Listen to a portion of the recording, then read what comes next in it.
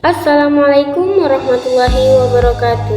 Yang terhormat dosen pengampu mata kuliah Bahasa Indonesia, Ibu Dr. Sari Hidayati MPD dan teman-teman sekalian.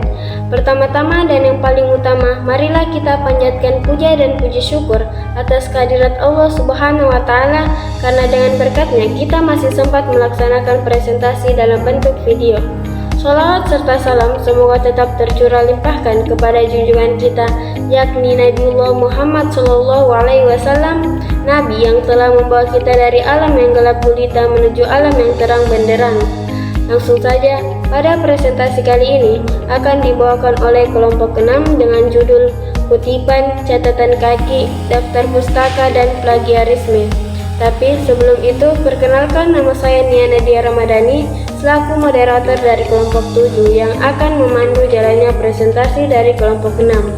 Adapun anggota kelompok 6 yaitu Nia Ramadhani sebagai pemateri pertama, Mutmainnah sebagai pemateri kedua, Syahrani sebagai pemateri ketiga, Putri Hasmi sebagai pemateri keempat, Nur Audi Sawitri sebagai pemateri kelima, Muhammad Zalwan Syamsul sebagai pemateri keenam, dan Nur Sapika Najila sebagai pemateri terakhir. Kutipan merupakan pinjaman kalimat atau pendapat dari pengarang maupun tokoh terkenal yang digunakan dalam sebuah karya tulis.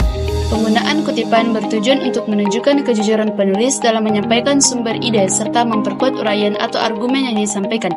Dengan mencantumkan kutipan, penulis tidak hanya menghindari plagiarisme, tetapi juga memberikan dasar ilmiah yang jelas terhadap pendapat yang dikemukakan. Berdasarkan penulisannya, kutipan dibedakan menjadi dua. Yang pertama yaitu kutipan langsung. Kutipan langsung merupakan pengambilan kalimat atau pendapat dari sumber asli yang ditulis persis sama dengan aslinya, tanpa mengubah kata, susunan, maupun maknanya. Kutipan jenis ini biasanya digunakan ketika pernyataan dari sumber dianggap sangat penting, kuat, dan tidak dapat diubah redaksinya. Adapun contoh kutipan langsung pendek dan kutipan langsung panjang. Yang pertama, kutipan langsung pendek. Tema adalah gagasan atau dasar umum yang menopang sebuah karya sastra. Nurdiantoro pada tahun 2013, halaman 115. Kedua, kutipan langsung panjang. Pendekatan semiotik berasumsi bahwa karya sastra memiliki sistem sendiri. Jojo Suroto dan Pangkerego pada tahun 2000, halaman 78. Adapun contoh kutipan tidak langsung, tema adalah sesuatu yang mewakili sesuatu. Pierce dalam Hood pada tahun 2011, halaman 3-4.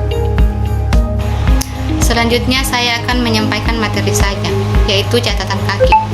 Catatan kaki adalah penyebutan sumber yang dijadikan kutipan.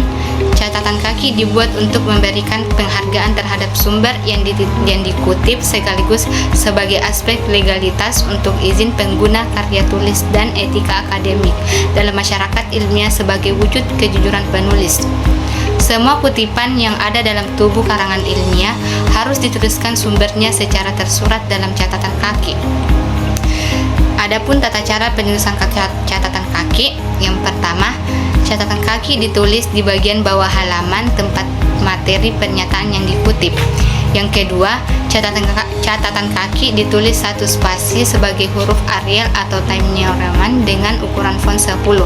Yang ketiga, judul buku dalam catatan kaki ditulis dengan cetak miring tanpa diikuti tanda koma. Yang keempat, nama pengarang yang jumlahnya sampai 3 orang ditulis lengkap, dan apabila lebih dari 3 orang hanya dituliskan nama pengarang pertama ditambah dengan kata et al yang artinya dan kawan-kawan. Yang kelima, penulisan nama pengarang pada catatan kaki tidak dibalik. Adapun jenis-jenis catatan kaki, yang pertama catatan kaki yang berisi referensi, dan yang kedua catatan kaki yang berisi keterangan tambahan.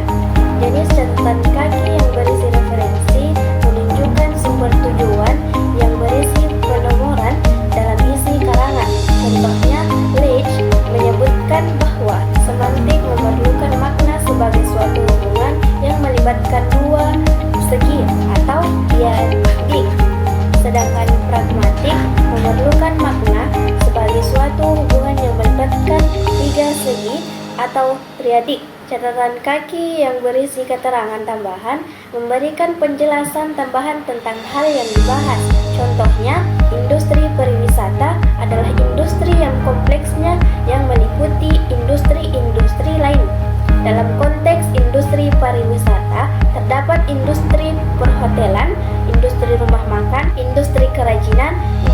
jalanan, dan sebagainya. Kesempatan kali ini saya akan membahas tentang daftar pustaka. Adapun definisi daftar pustaka yaitu daftar pustaka adalah daftar yang berisi informasi tentang sumber-sumber penulisan digunakan suatu karya tulis seperti buku, artikel, jurnal, website, dan lain-lain.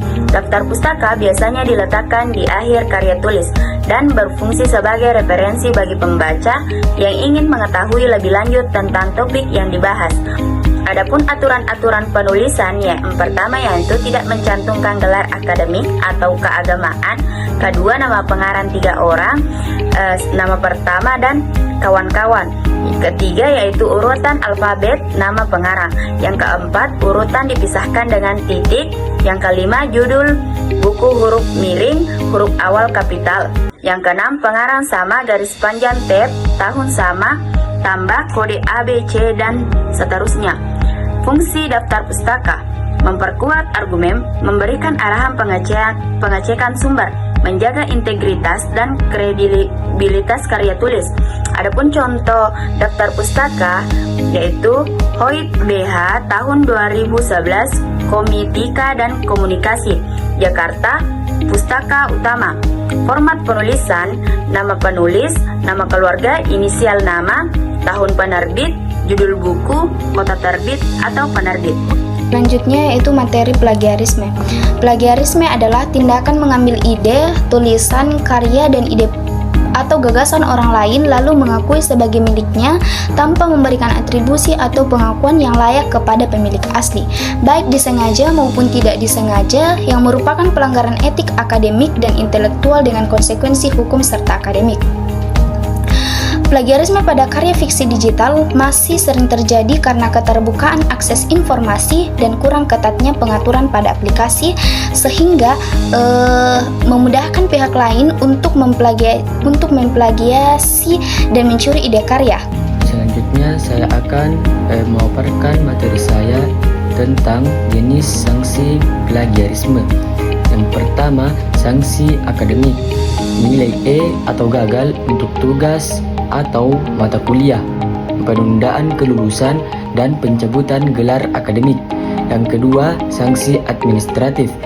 Penundaan proses administrasi, pembatalan pendaftaran dan pencabutan hak menggunakan fasilitas universitas. Dan yang ketiga, sanksi hukum. Gugatan hukum sipil, denda, pidana penjara dalam kasus yang sangat besar. Itulah rangkaian video presentasi yang telah disampaikan. Adapun kesimpulan dari materi ini menegaskan bahwa dalam penulisan karya ilmiah, kutipan digunakan untuk menguatkan pendapat penulis baik secara langsung maupun tidak langsung, dengan tetap mematuhi aturan penulisan yang berlaku. Catatan kaki berfungsi mencantumkan sumber rujukan secara rinci di bagian bawah halaman sebagai bentuk penghargaan kepada penulis asli dan untuk memudahkan pembaca melacak sumber. Daftar pustaka disusun secara sistematis dan alfabetis di bagian akhir karya ilmiah sebagai kumpulan seluruh referensi yang digunakan. Plagiarisme dilarang karena merupakan tindakan mengambil karya orang lain tanpa mencantumkan sumber, sehingga melanggar etika akademik dan ketentuan hukum dan hak cipta. Sekian presentasi dari kelompok ke-6. Wassalamualaikum warahmatullahi wabarakatuh.